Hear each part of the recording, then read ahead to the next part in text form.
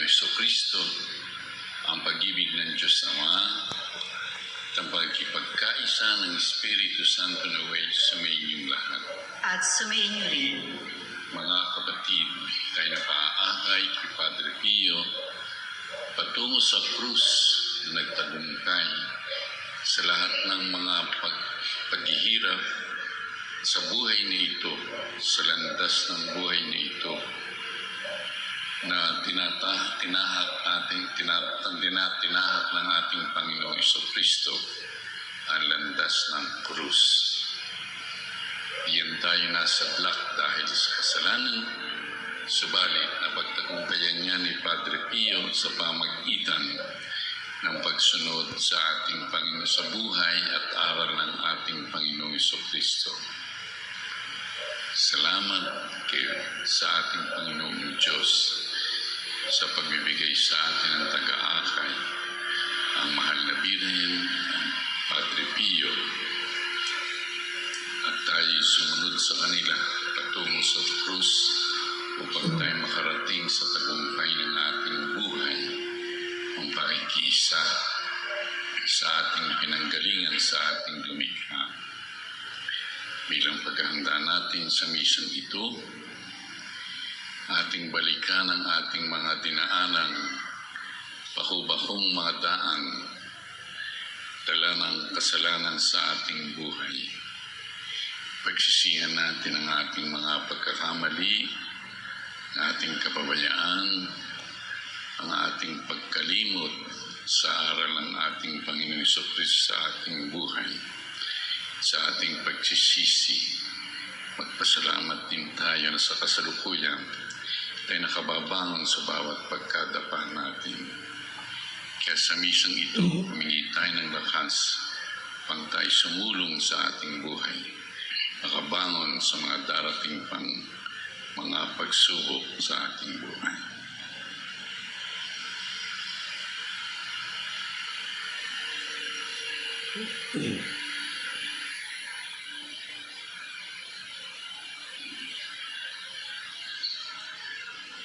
Sinugong tagapagpagaling sa mga nagsisisi, Panginoon, kaawaan mo kami.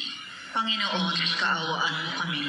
Dumating na tagapaganyaya, makasalanay magsisi, Kristo, kaawaan mo kami. Kristo, kaawaan mo kami. Nakaluklok ka sa kanan ng Diyos at may pamagitan kami. Panginoon, kaawaan mo kami. Panginoon, kaawaan mo kami. Kaawaan tayo ng makapangyarihang Diyos. Patawarin tayo sa ating mga kasalanan at nabayan tayo sa buhay na walang hanggan. Amen. Puri sa Diyos sa kainasan. Sa lupa'y kapayapaan, sa mga tao nilulog na iyak. Pinupuri ka namin, dinarangal ka namin, sinasasama ka namin, nagmamuli ka namin, isasilwasan ka namin. Dahil sa dakila mo, aking kapurihan, Panginoong Diyos, Panginoon Diyos ang magpakapangyarihan sa lahat. Panginoong Jesucristo, bugtong na anak. Panginoong Diyos, Panginoong Diyos, anak ng Ama.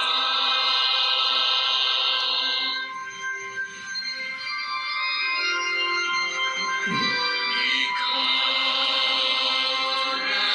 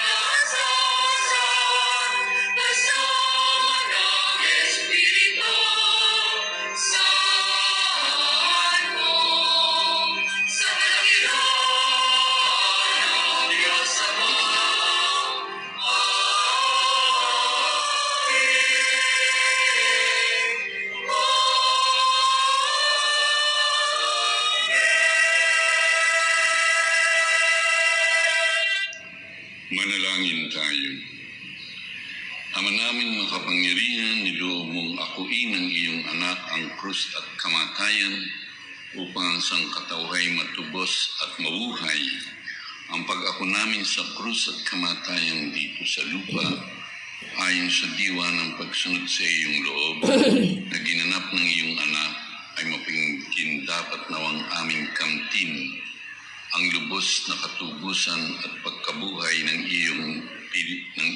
sa iyong piling sa pamamagitan ni Jesucristo kasama ng Espiritu Santo magpasawalang hanggan. Amen.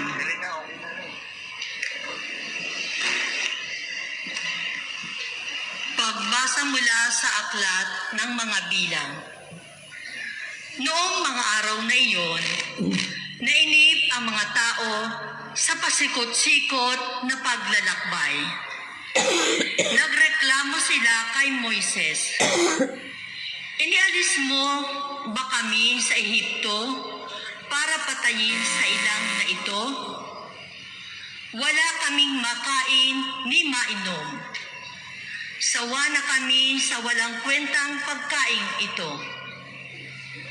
Dahil dito, sila'y pinadalhan ng Panginoon ng makamandag na ahas, at sino mang matuka nito ay namamatay. Kaya lumapit sila kay Moises. Sinabi nila, "Nagkasala kami sa Panginoon at sa iyo. Idalangin mo sa kanyang paalisin ang mga ahas na ito." Dumalangin nga si Moises at ganito ang sagot sa kanya ng Panginoon. "Gumawa ka ng isang ahas na tanso. Ilagay mo iyon sa dulo ng isang tikin. At sino mang natuklaw ng ahas na tumingin doon ay hindi mamamatay." Gayon nga ang ginawa ni Moises. Mula noon, lahat ng matuklaw ng ahas, ngunit tumingin sa ahas na tanso, ay hindi namamatay. Ang salita ng Diyos. Salamat sa Diyos.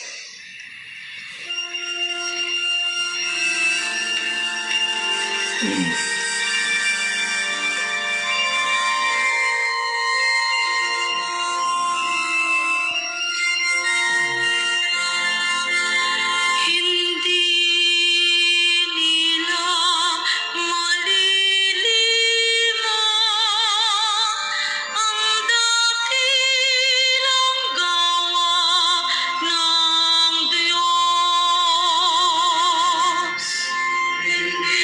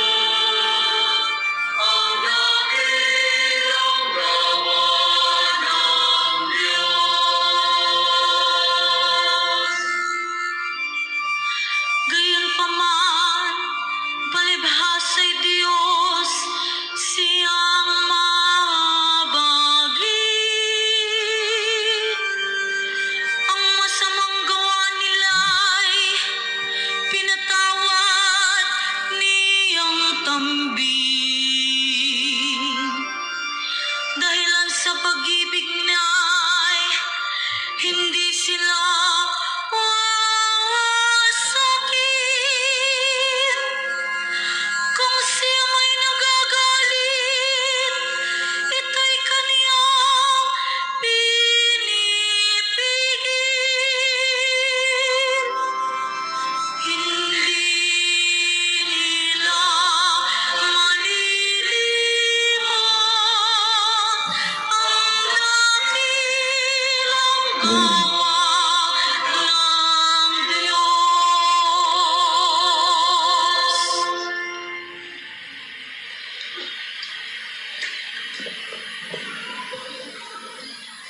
Pagbasa mula sa sulat ni Apostol San Pablo sa mga taga-Filipos. Si Kristo Jesus, bagamat siya ay Diyos, ay hindi nagpilit na matiling kapantay ng Diyos. Bagkus hinubad niya ang lahat ng katangian ng pagka-Diyos, nagkatawang tao at namuhay na isang alipin. Nang maging tao, siya'y nagpakababa at naging masunurin hanggang kamatayan. Oo, hanggang kamatayan sa krus. Kaya naman siya'y itinampok ng Diyos at binigyan ng pangalang higit sa lahat ng pangalan. Ano pat ang lahat ng nilalang na nasa langit, nasa lupa, nasa ilalim ng lupa ay maninilikluhod at sasamba sa Kanya. At ipapahayag ng lahat na si Hesukristo ang Panginoon sa ikararangal ng Diyos Ama. Ang salita ng Diyos. Salamat sa Diyos. Magsitayo po ang lahat.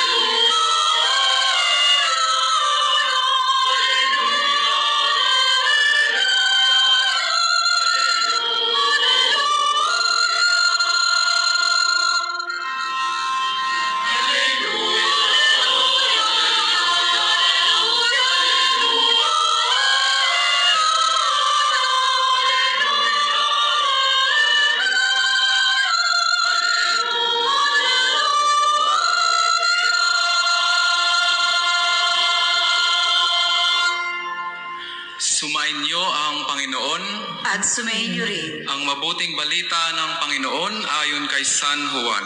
Papuri sa iyo, Panginoon.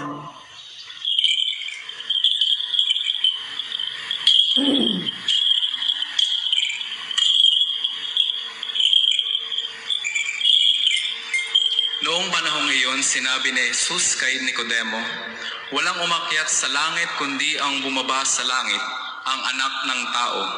At kung paanong itinaas ni Moises ang ahas doon sa ilang, gayon din naman, kailangang itaas ang anak ng tao, upang ang sinumang sumampalataya sa kanya ay magkaroon ng buhay na walang hanggan. Gayon na lamang ang pag-ibig ng Diyos sa sanlibutan, kaya ibinigay niya ang kanyang bugtong na anak upang ang sumampalataya sa kanya ay hindi mapahamak, kundi magkaroon ng buhay na walang hanggan, sapagkat sinugo ng Diyos ang kanyang anak. hindi upang hatulang maparusahan ang sanlibutan, kundi upang iligtas ito sa pamamagitan niya. Ang mabuting balita ng Panginoon. Pinupuri ka namin, Panginoong Heso Kristo.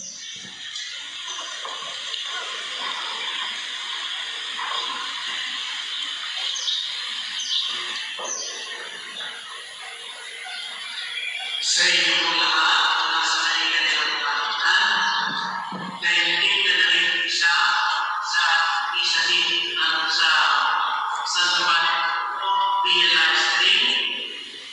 Lahat na narito at kaisa namin sa isa face to face. Isang mapapala at magandang hapon sa inyo lahat. Ngayong mga araw nito, sinisita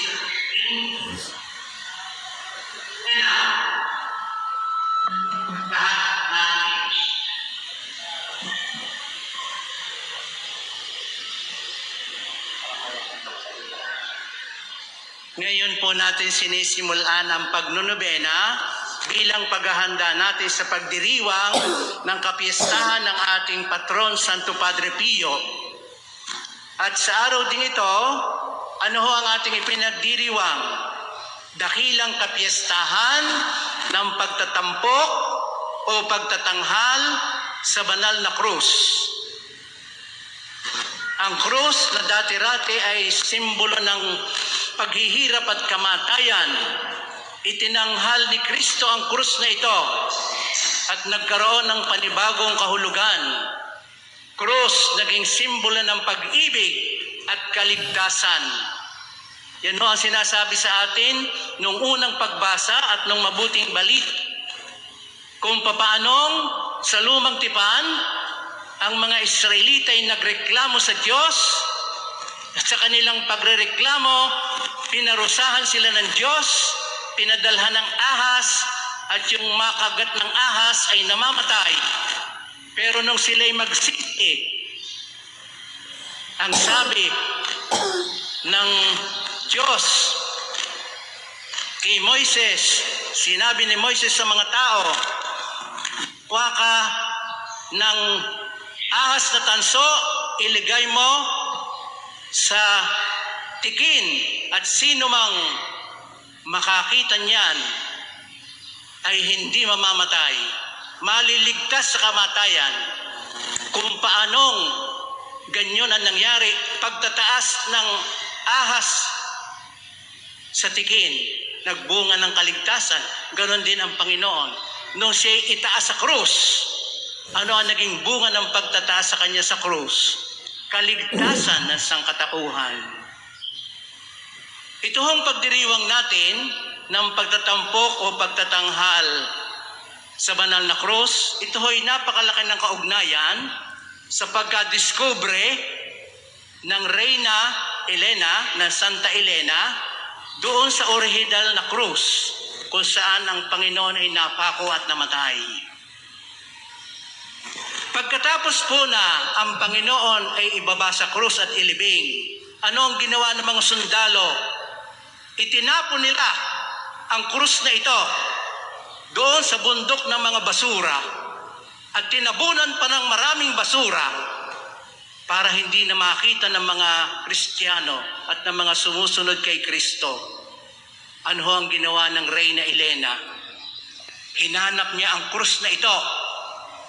Pinahukay niya yung basura, gabundok na basura. At nung matagpuan niya ang krus, dinala sa Jerusalem. Sa tulong ng kanyang anak na sino? Di alam.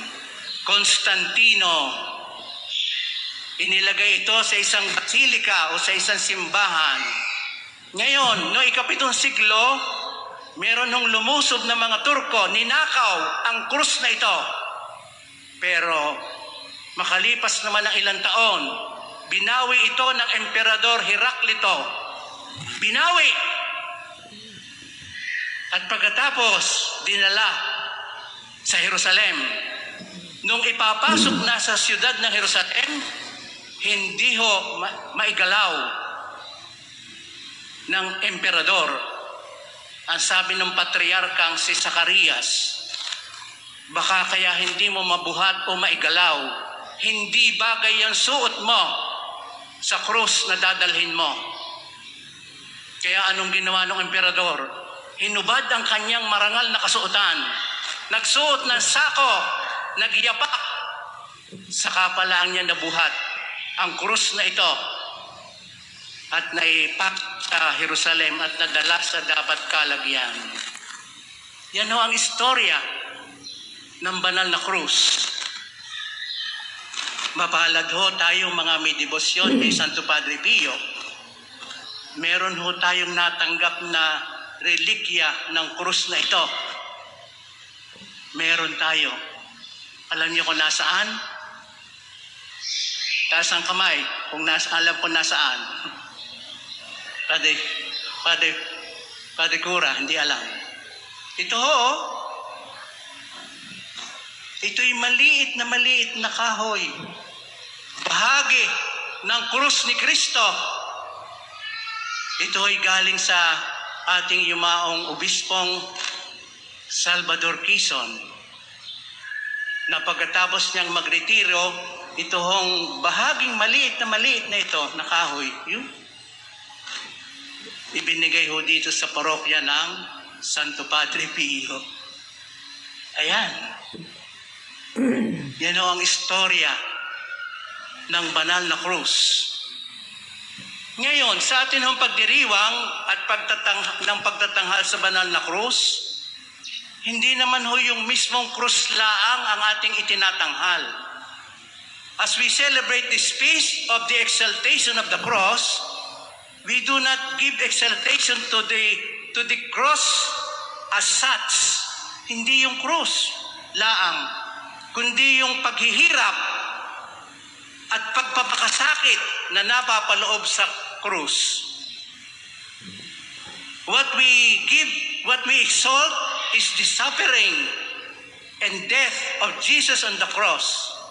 The suffering symbolized by the cross. Yun ang ating inaalaala. Hindi lamang yung mismong kahoy na krus, kundi yung paghihirap at pagpapakasakit ng ating Panginoon na naganap sa kahoy na krus. Yun. Kaya yun ang ating pagnilayan. Yung paghihirap. Sa atin yung pagninilay tungkol sa suffering, sa paghihirap ni Kristo, ang atin nung malimit tinatanong, talaga kinakailangan si Kristo'y maghirap pa? Was it really necessary that Christ should suffer and die on the cross? Talaga bang kailangan? Nasaan ang kanyang kapangyarihan? Ba't hindi niya ginamit? Ay may kapangyarihan siya para hindi siya maghirap at mapako sa krus. Kailangan ba o hindi? Ang sagot ho, kailangan. It was necessary that Christ should suffer and die on the cross. Bakit? Sapagkat nung ako ng Panginoon, ang kasalanan ng sanlibutan, kasamang inako niya yung mga bunga ng kasalanan. At ano ang mga bunga ng kasalanan? Ay di paghihirap at kamatayan. When Jesus took upon himself the sins of mankind, he also took upon himself the consequences of sin. And what are the consequences of sin? Suffering and death.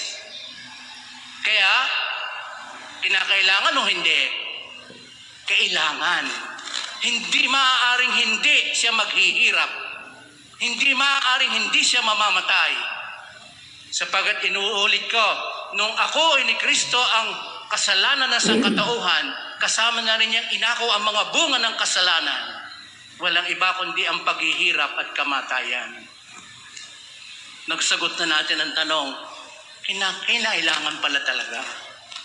Ngayon, malimit natin itinatanong, bakit ba sobrang dami ng mga paghihirap dito sa mundo? Why is there so much suffering in the world? Meron bang Diyos? Ano ang ginagawa ng Diyos? Bakit ang daming mga naghihirap sa mundo? kung babasahin ho natin ang Biblia, wala ho tayong mababasang bakit may paghihirap. The Bible tells us, do not tell us why there is suffering in the world. Pero ang atin hong yumaong Santo Papa, Juan Pablo Ikalwa, meron hong sinasabi tungkol sa paghihirap. Suffering, symbolized by the cross. Ano ang sinasabi ng Juan Pablo Ikalwa tungkol sa paghihirap, about suffering? Ang sabi niya, suffering must be accepted as a mystery by which we are unable to understand by our intelligence. Ang paghihirap ay isang misteryo na hindi natin kayang arukin ng ating isip. Pero ang sabi niya, suffering is in the world in order to release the love that is in our hearts. Yung pala ho ang layunin ng paghihirap. It is to release the love that is in our hearts. Mababasa ho natin yon doon sa apostolic letter ng Santo Juan Pablo Ikalwa, sa kanyang apostolic letter, Salvifici Doloris, on the Christian meaning of suffering. Kayo ba yung nakikitang value sa suffering? Parang ayaw natin ng suffering eh. Ang hirap hong ituro ng tungkol sa suffering. Ayaw natin ng maghirap. Nakaka-stress. At ayaw din ng mating makarinig ng mga tao naghihirap. Nai-stress ako. Ayaw natin ng paghihirap. Ayaw natin makakarinig ng maghihirap ng ibang tao. Nakaka-stress. May nakikita ba tayo value sa suffering? Yan sinasabi na Juan Pablo Ikalwa. Suffering is in the world in order to release the love that is in our hearts. Sufferings are opportunities for us to become lovers that we should be. To release the love. Ano ho ba ang makakapagpaalpas sa pag-ibig na nasa ating puso? Ano ang makapagpapalaya? Dalawa ho ang makapagpapalaya sa pag-ibig na nasa ating puso. Alam niyo kung ano yun? Una, pag-ibig din. Sabi ng isang santa, Santa Teresa ata yun, o Santa Teresita. Amor con amor se paga. Love begets love. Pag ikay nagmahal, yung iyong pagmamahal ay magbubunga ng kapwa pagmamahal. Love begets love. Ganyan ang ginawa ng ating Panginoong Hesukristo. Inaanyayahan niya tayong magmahal, pero siya ang naunang nagmahal sa atin. There is no greater invitation to love than being loved first. We were first loved by God. Yun ang kanyang paanyaya sa atin eh. Tayo'y mabuhay sa pag-ibig. At para tayo mabuhay sa pag-ibig, siya na ang naunang umibig sa atin. Invitation to love.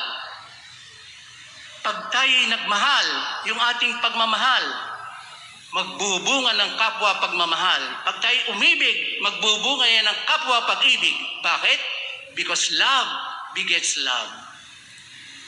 Ano pa ang makapagpapaalpas at makapagpapalaya ng pag-ibig sa ating puso? Suffering. Suffering brings out the best in us. And what is the best that is in us? Our capacity to love. Tingnan ninyo pagka makikita tayo ng naghihirap na tao. Halimbawa, may salot, may bagyo, may lindol, pumutok ang bulkan. Talagang lumalabas yung pag-ibig sa atin, nagtutulungan tayo. Di ba? At ano dahilan noon? Paghihirap. Suffering brings out the best in us. And what is the best in us? It is love. Yun yung dalawang yun. Yun ho pala ang value ng suffering. At yung dalawang yan, pag-ibig at paghihirap, makikita natin sa krus. Doon sa krus, ipinakita ng Panginoon Jesucristo yung kasukdulan ng kanyang pag-ibig. Doon ay sinukdulan ng Panginoon ng kanyang pag-ibig sa krus. Gayon na lamang ang pag-ibig ng Diyos sa sanlibutan, kaya ibinigay niya ang kanyang kaisa-isang anak. Gayon na lamang ang pag-ibig ng anak sa sanlibutan, kaya ibinigay ang kanyang buhay na matay sa krus.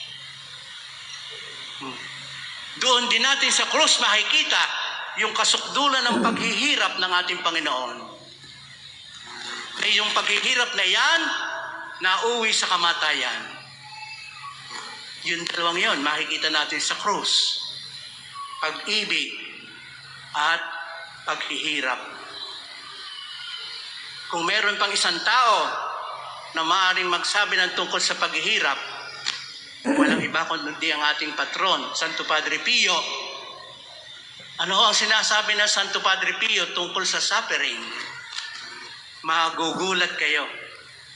Ang sabi ng Santo Padre Pio, we do not want to accept the fact that suffering is necessary for our souls.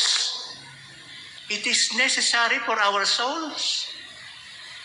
That we need the cross as our daily bread. Yun ang sabi ng Santo Padre Pio.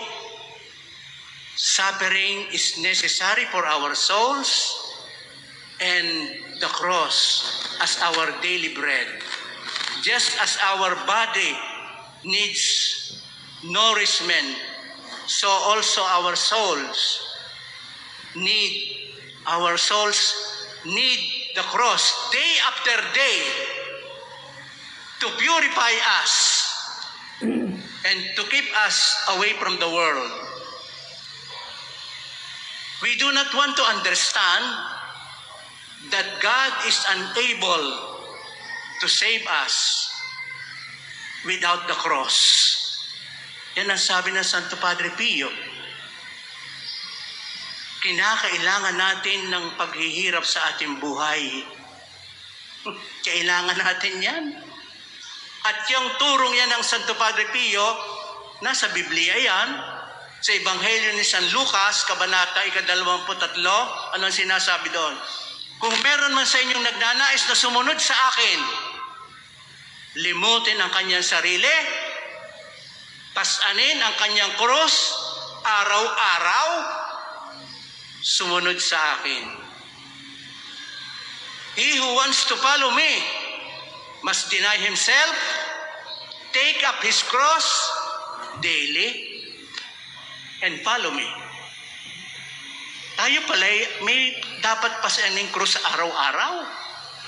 Pag hindi natin pinasan yung krus na yan, baka lalo maging krus sa iba yan, madoble ang papasanin ng ibang krus. Mahirap po sa atin eh.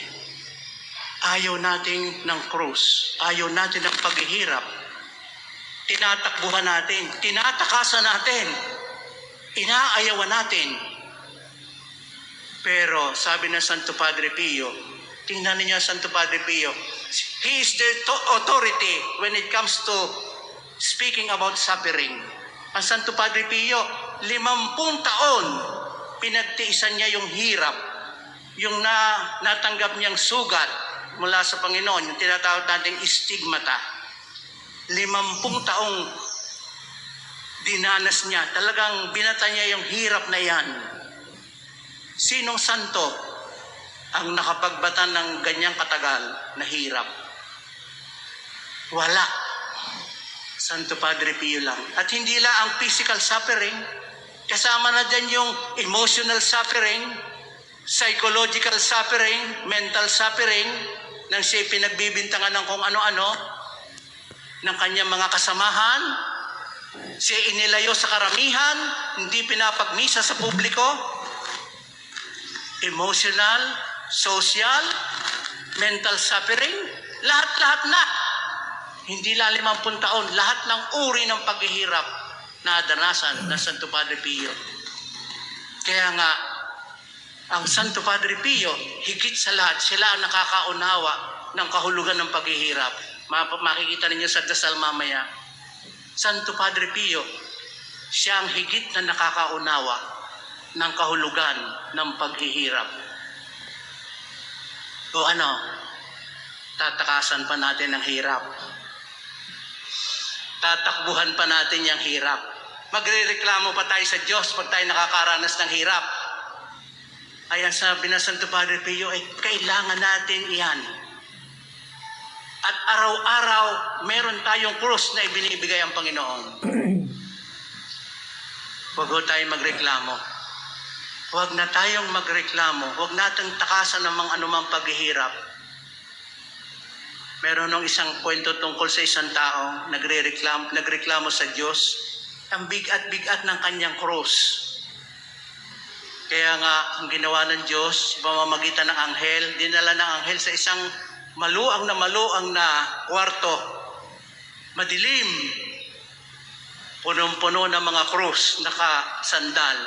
Ang sabi ng anghel dito sa nagrereklamo, o sige, ibaba mo yung krus mo dyan. Pumili ka ng krus na gusto mo. Nagsimula siyang pumili. Ito, napakaliit naman ito. Ito, napakagaan. Ito, sobra namang bigat. Pili ng pili. Hanggang mamaya, minapili siya. Ito na. Taman-tama sa akin ito. Alam niya, sabi ng anghel, yan ang daldala mo kanina eh. Yan ang ibinaba mo eh. Oh, meron namang isang nagreklamo din. Ang haba-haba naman ng krus na daladala ko. Mabigat na yung haba pa.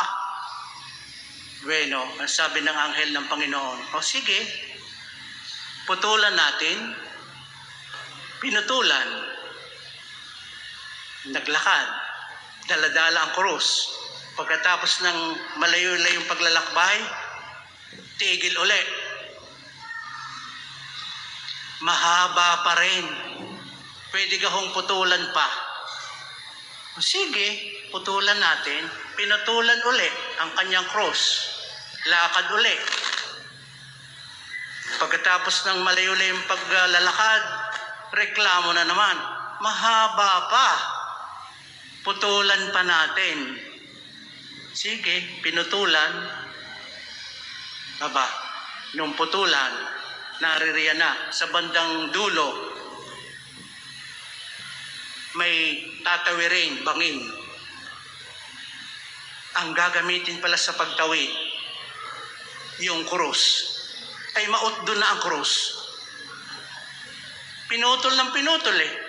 Hindi siya nakatawid. Siguro yun lang matatandaan nyo sa sinabi ko, ano? Burahin na ninyo lahat. Basta tatandaan lang ninyo, simula sa araw na ito, huwag na tayong magrereklamo. Anumang hirap ang dumating sa ating buhay, let us embrace it. Kailangan natin yan. Sabi ng Santo Padre Pio, we need suffering. It is necessary. Araw-araw, kailangan natin yan. God will not be able to save us without the cross. Yakapin natin at mahalin. Huwag tayong magreklamo. Pwedeng hindi na tayo maghangad, pero kung dumating, abay, tanggapin natin ng maayos. Tanggapin natin. Simula sa araw na ito, wala nang magrereklamo. Wala nang tataka sa krus. Wala na. Salamat sa payo ng Santo Padre Pio. Salamat sa mabuting balita. Salamat sa kapiyastahan ng banal na nagkaroon tayo ng panibagong pagkaunawa tungkol sa kahalagahan ng krus, kahalagahan ng paghihirap sa ating buhay. Amen? Magsitayo tayong lahat.